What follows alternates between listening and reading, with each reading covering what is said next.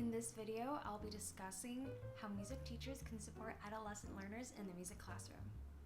Topics will include learning needs of students, using a social cognitive lens, and incorporating social emotional learning in the music classroom. As teachers, we have a responsibility to our adolescent learners to provide rich content in our classrooms. In my opinion, one can implement a social cognitive lens and incorporate social emotional learning in the music classroom. The social cognitive theory allows a music teacher to model playing an instrument with proper technique, or learners can engage in listening to a mini lecture on note reading. For the social emotional aspect of teaching, a music director can advocate for mental and behavioral health while supporting communication, expectations, and monitoring activities and emotional functioning. Undoubtedly, a music instructor can have a meaningful impact on their adolescent learners where they may carry those teachings for years to come.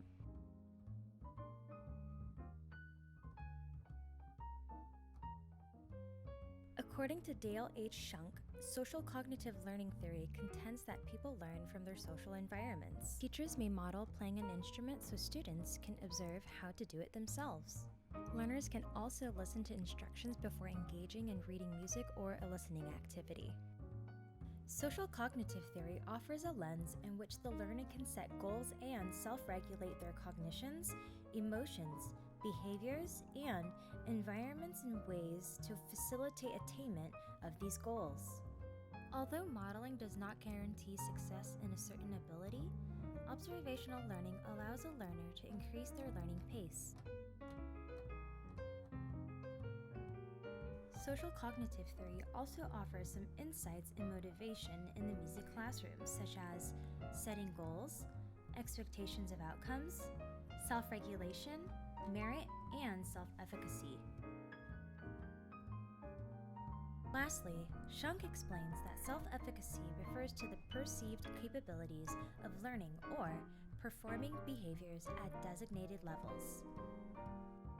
Learners may measure their self-efficacy through performance attainment, vicarious consequences to models, forms of persuasion, and physiological indicators. Examples include learners setting goals through practice, evaluation, and continued progress through small amounts of scaffolding. In order for teachers to guide adolescents in their social-emotional development, educators must understand a few components about adolescent learning needs. Alexa Curtis states that G. Stanley Hall, the founder of adolescent science, defines adolescence as a process of physical and psychosocial rebirth.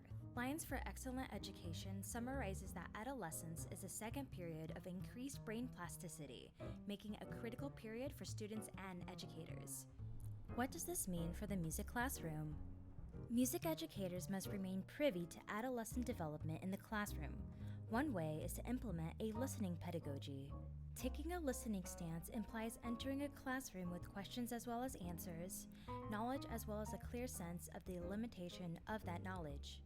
Alliance for Excellent Education states that adolescence is a time of transition characterized by rapid physical, neurological, cognitive, and social-emotional development. Adolescents also face increased risks such as mental health, behavioral health, and cognitive and emotional changes. Educators should be supportive, communicate consistent expectations, and monitor activities and emotional functioning. A music teacher could have students stay connected through their sectionals in orchestra or choir through appropriate social media platforms. Teachers need to carefully monitor these activities.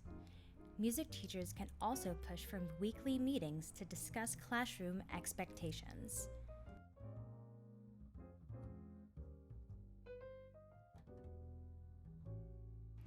Social and emotional development involves exploring meaning and finding purpose.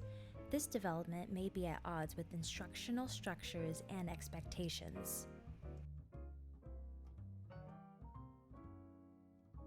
Emotional regulation pertains to providing students with guided opportunities to develop social and emotional skills while supporting emotional regulation strategies such as cognitive appraisal. These strategies will assist in helping them navigate increasingly complex social environments. Some research shows several positive influences of social network sites on adolescents' social and emotional development, including enhanced peer relationships, broadened opportunities to affiliate with peers, and increased occasions for self-disclosure, all of which can enhance learning and well-being. Educators can create a warmer social and emotional climate for students for whom they have high expectations and give such students increasingly more difficult and challenging learning materials. This means that teachers must actively create a classroom that welcomes their students and assists them with peer relationships and build autonomy. In conclusion, we must put our adolescent learners first in the music classroom. Although as teachers we may face daily challenges, building and maintaining relationships are a priority. Students are first and content is second. Thanks for watching.